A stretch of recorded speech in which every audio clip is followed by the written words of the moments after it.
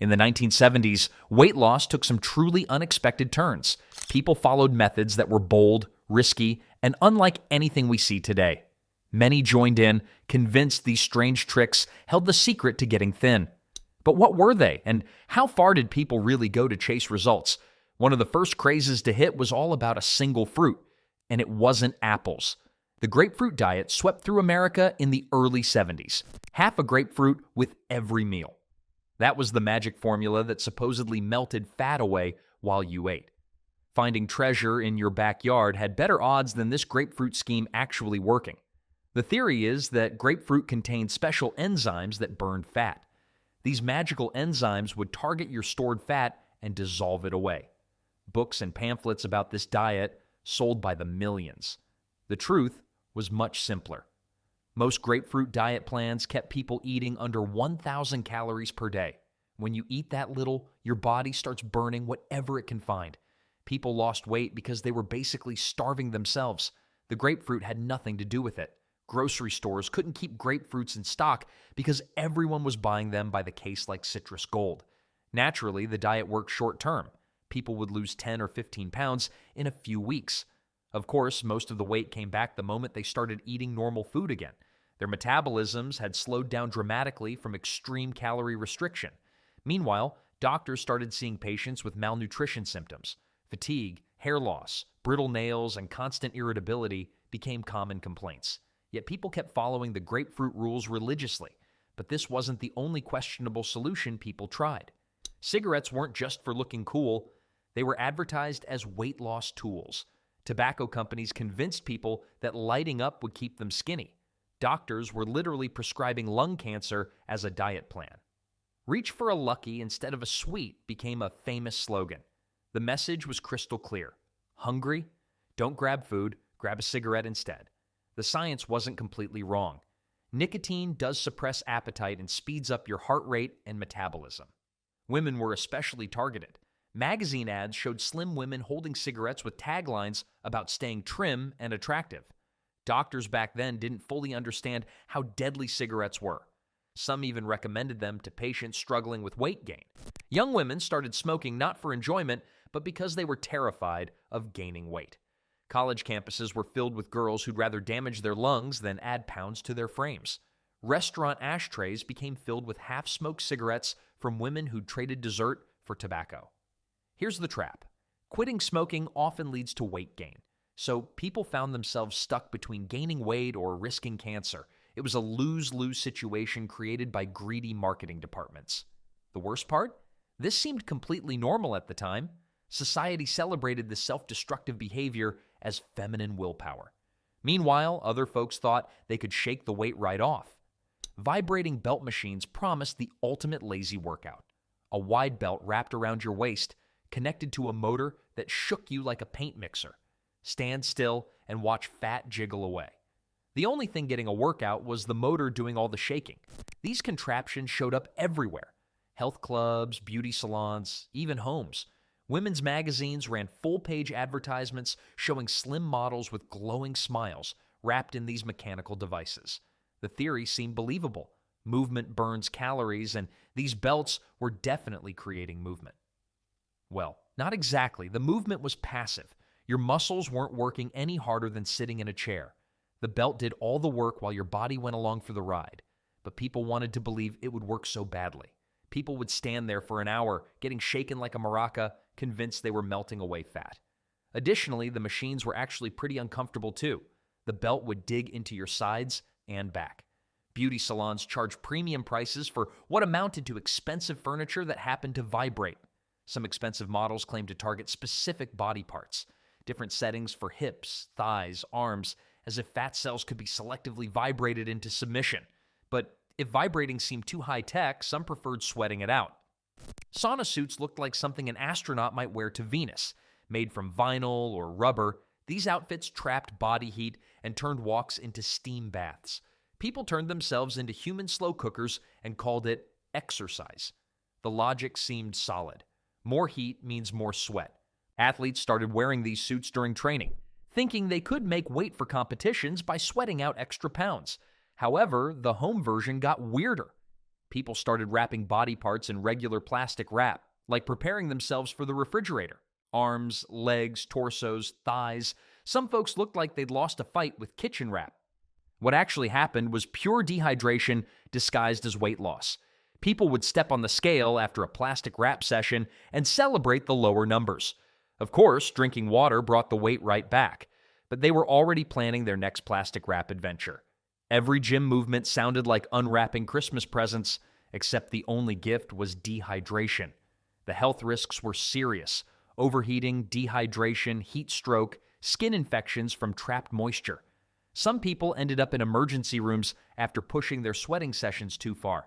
Not everyone wanted to wrap themselves in plastic, though. Some preferred dairy solutions. Cottage cheese became the mascot of 70s dieting. This lumpy white product appeared on diet plates across America like some kind of weight loss miracle food.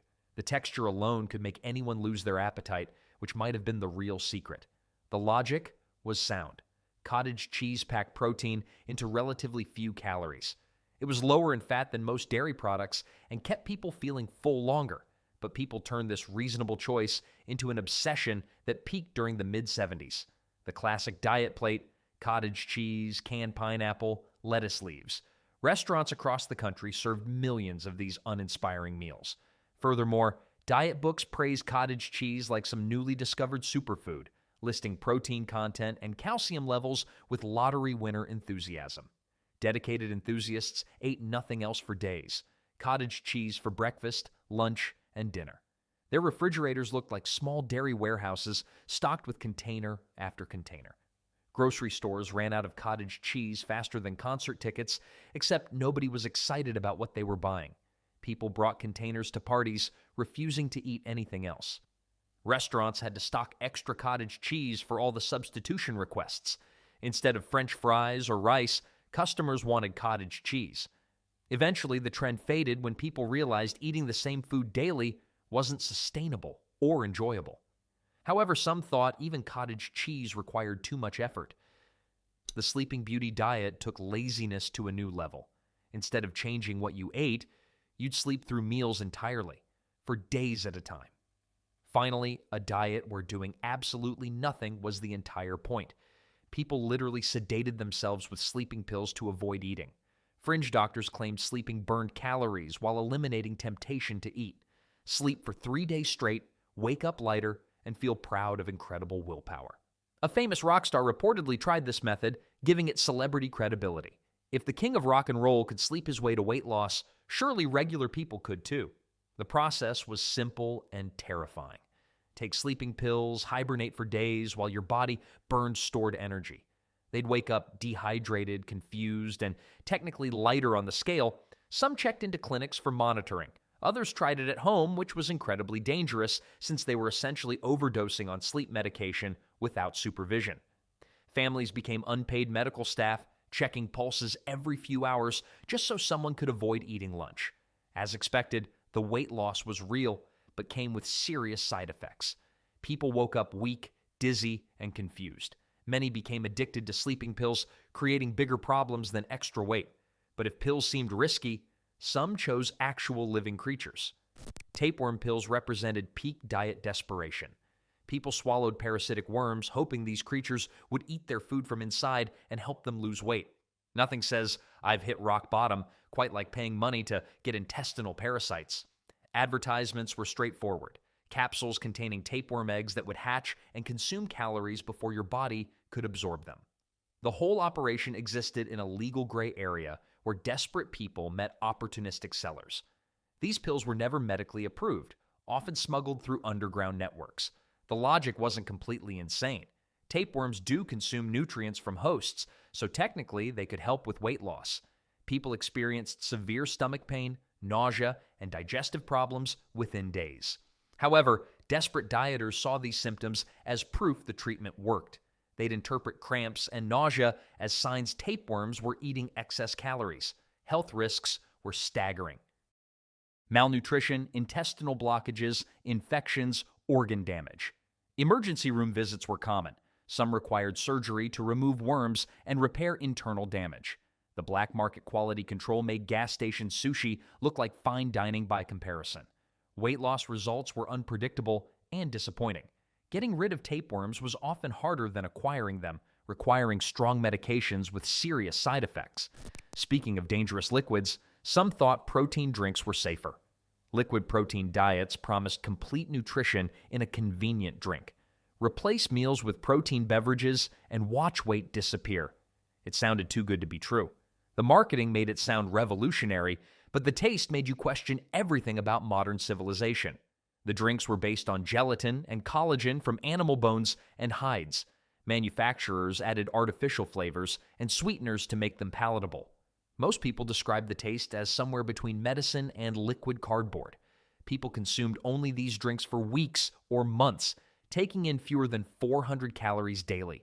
Their bodies were starving while their brains thought they were getting nutrition because they drank something labeled as complete meal replacement. Weight loss was dramatic and immediate. People dropped 10 or 15 pounds quickly, convinced they discovered the ultimate diet solution. Unfortunately, bodies need more than protein.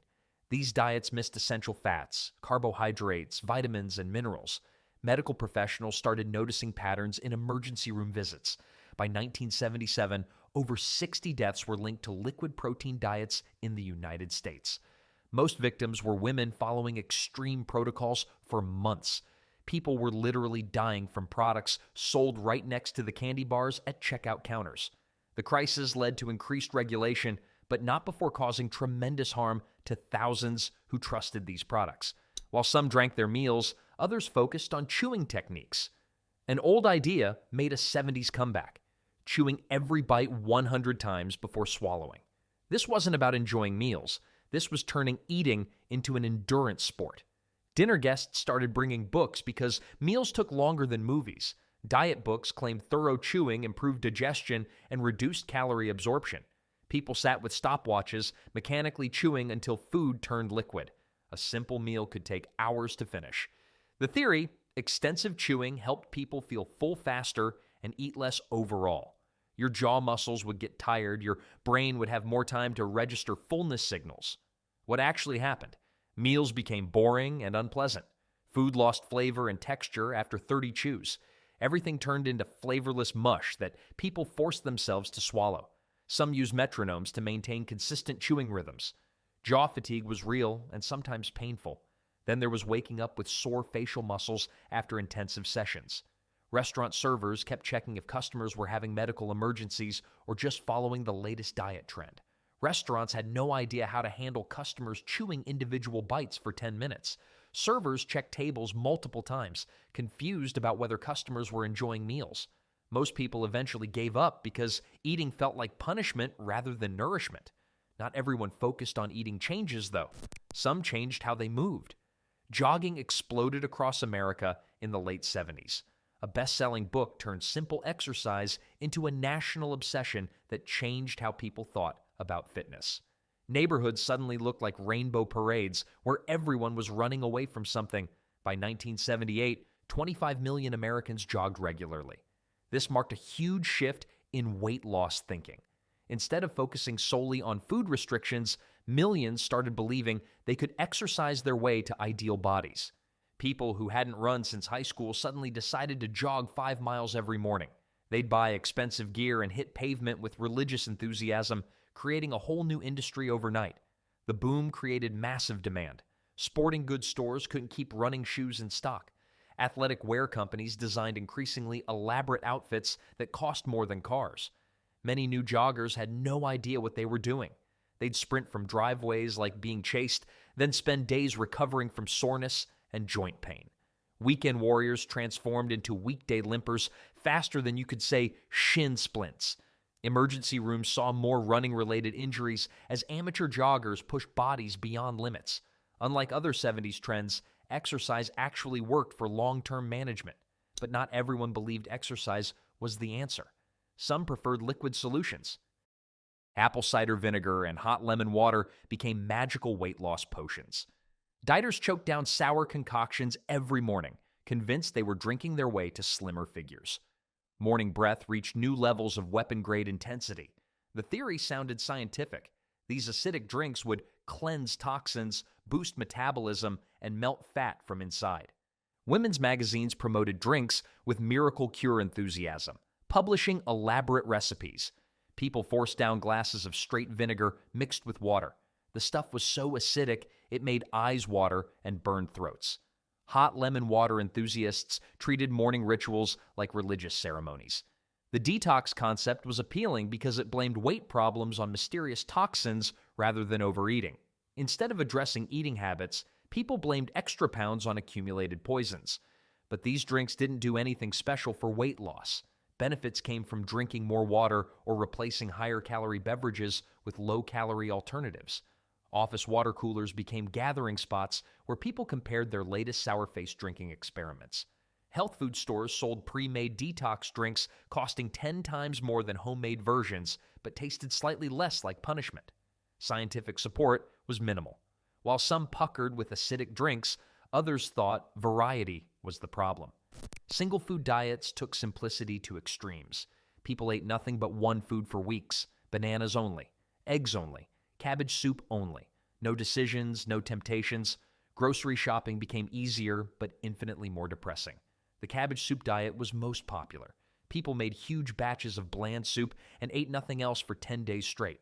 The logic seemed foolproof: eliminate choices and automatically eat fewer calories. What actually happened was much less pleasant. People got sick of their chosen food within days. The smell, taste, and texture became nauseating, but they forced themselves to continue. Banana dieters ate dozens daily, convinced they were getting pure nutrition. Instead, they got massive sugar and potassium while missing everything else.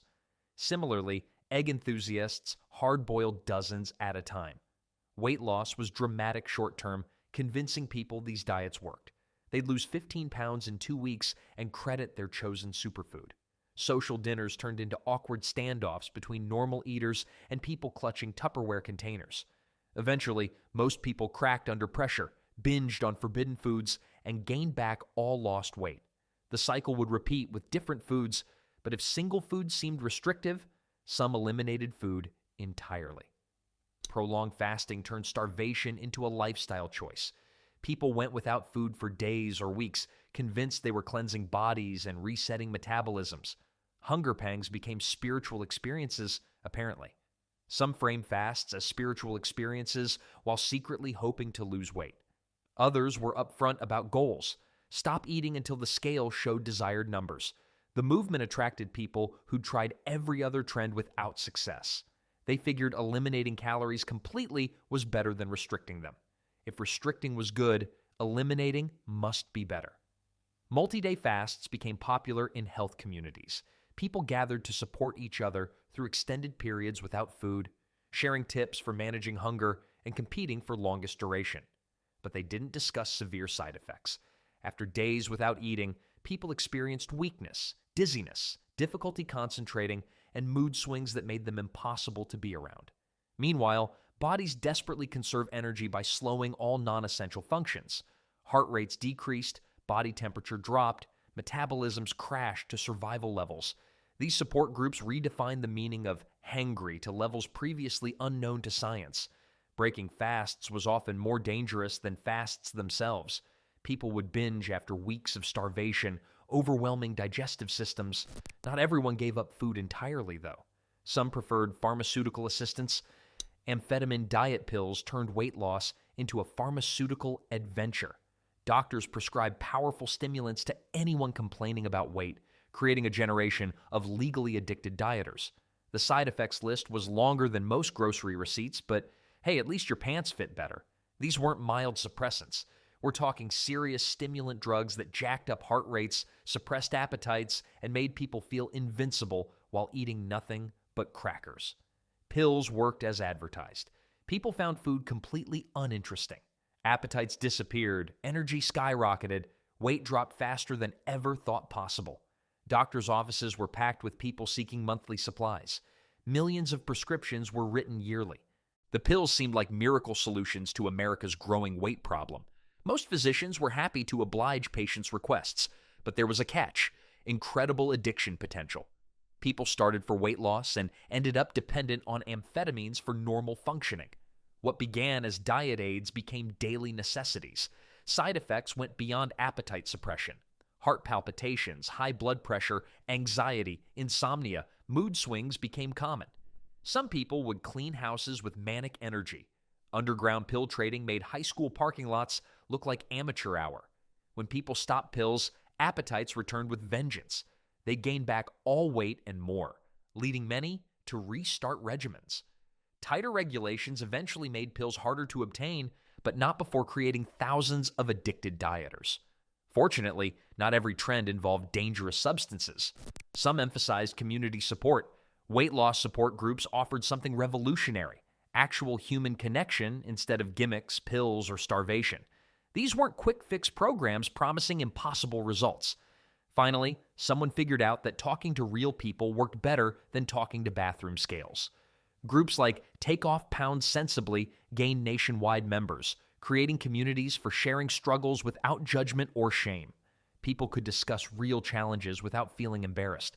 Meetings included weigh-ins, group discussions about food challenges, sometimes activities like singing or exercise.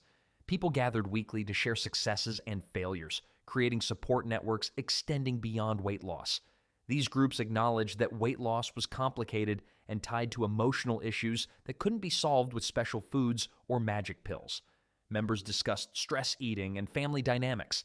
Some developed elaborate meeting rituals, songs, chants, ceremonies for marking milestones. The accountability was both helpful and terrifying, knowing you'd face your group weekly. Groups created lasting friendships between people who understood daily weight loss challenges. Members called each other for support when facing temptations, celebrating victories together.